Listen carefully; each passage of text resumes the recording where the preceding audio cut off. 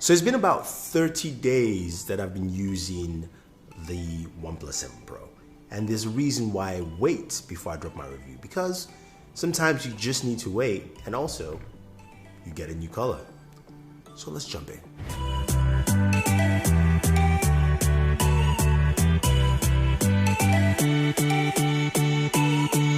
So OnePlus this year came out with a brand new device that shifted gears from where OnePlus usually is.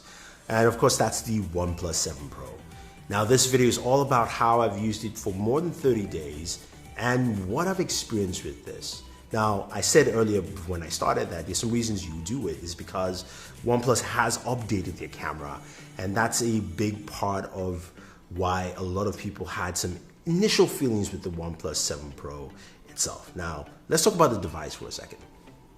OnePlus makes a lovely device, and this year it is no joke. Starting off with the display, they went out and they put a 90 Hertz display on there. That is truly amazing. It's a 2K display. The refresh rate is just beautiful.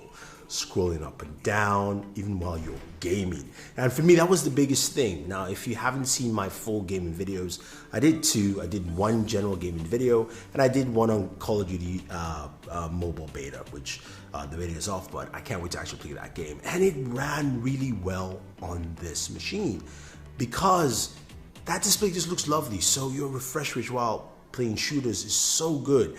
And you guys know I am terrible at mobile shooters. I am bad. I am just really bad. And Daniel loves putting cuts and edits of me dying, which is what you see in most of my clips. But that being said, though, you will get a really good experience. And that couples with the hardware. OnePlus is well known for giving you a device that has some really solid internal specs.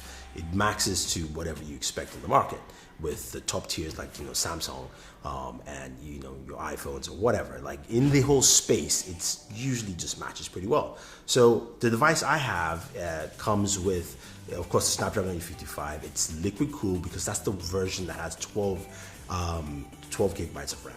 You also have 256 gigabytes of storage, and you do have a device that comes with USF 3.0 storage, which means faster storage. The only other device that should have that or will have that was the Galaxy Fold.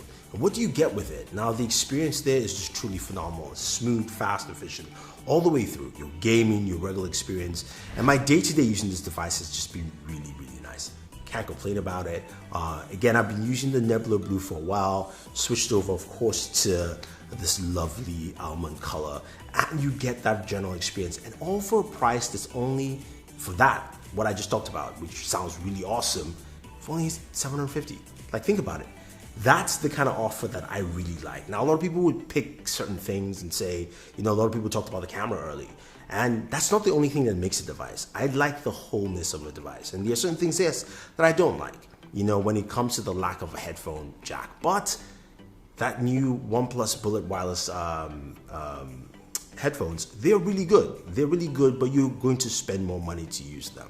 I do like the sound signature on the new Bullet Wireless. I think they've done a really good job in creating a sound signature that is really well balanced, that gives you some nice audio and something most people will go, wow, this is really nice. This actually works well with an Android smartphone.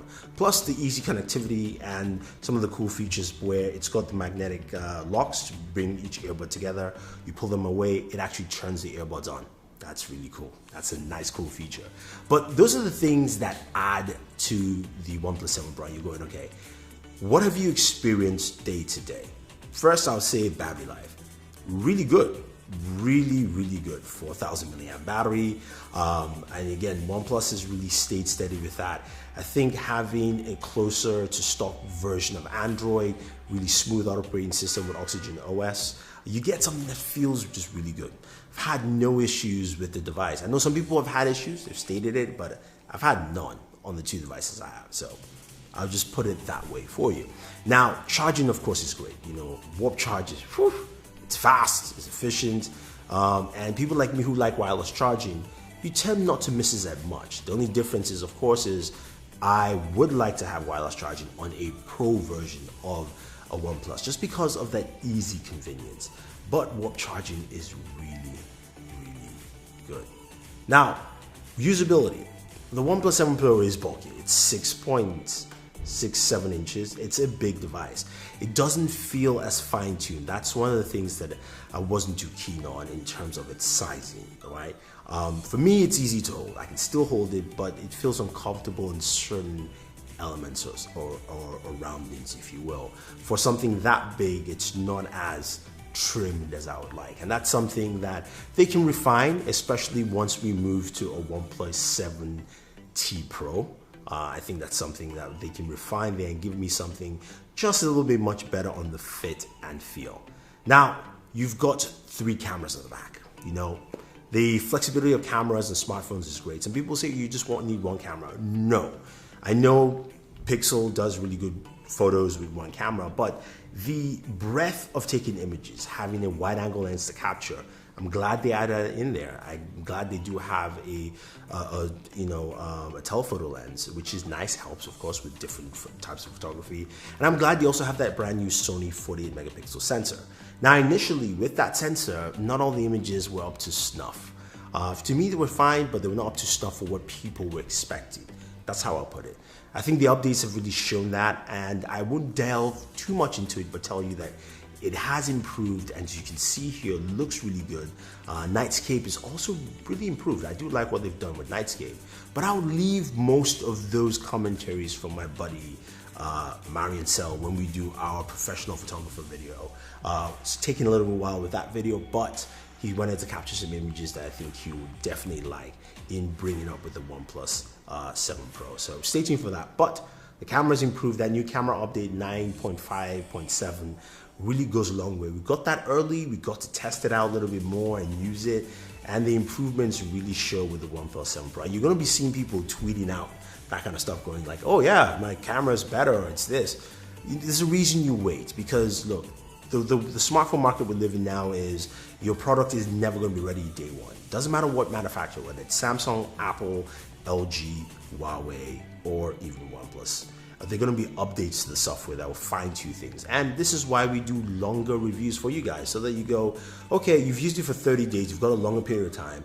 Have they improved things? The updates work, all this kind of things, the things you want to know to help you with your purchase. Now, I will say for me, using the OnePlus 7 Pro for over a month, I've really enjoyed the device. There's some things that I wish it did better in terms of just fine-tuning, but that jump over and what you're offered here is really unique. The pricing that it starts at $669 and goes to $750, and you're getting a device that comes with, it doesn't matter what SKU, a Snapdragon 855 processor, barest minimum 6 gigs of RAM on there. Also has UFS 3.0. You've got warp charging. Like, you can start naming features. You've got triple camera on all of those. The camera is the same. Again, you're not paying $1,000. So you have to calculate what you are missing, getting, and benefiting from this device. And for me, there's a lot of benefits, because I'm not spending as much as a Galaxy, I'm not spending as much as an iPhone, I'm not spending as much as a Huawei device, but I'm getting things that are comparable. Maybe not all the way.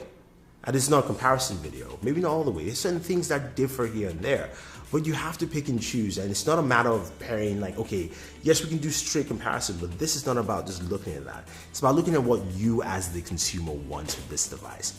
And I like what they offer, and I think it's something you definitely look at. Also, added the fact that the OnePlus 7 Pro, you can get it on Tmobile. You can get it zero down. The offer deals that Tmobile has with the OnePlus 7 Pro is really good.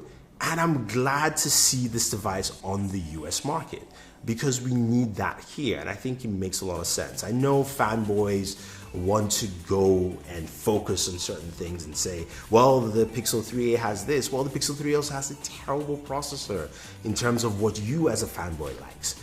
So that's the thing that I want to hammer in this video. I know it's a 30-day review. It's kind of gone off kilter here just because I really like the device and I like what they've done, and I think it's not perfect, and I think the OnePlus is on the right track. Now, they do have a regular OnePlus 7, which we don't have here in the US market, but it's available in certain markets like India, parts of China, and certain parts of the world.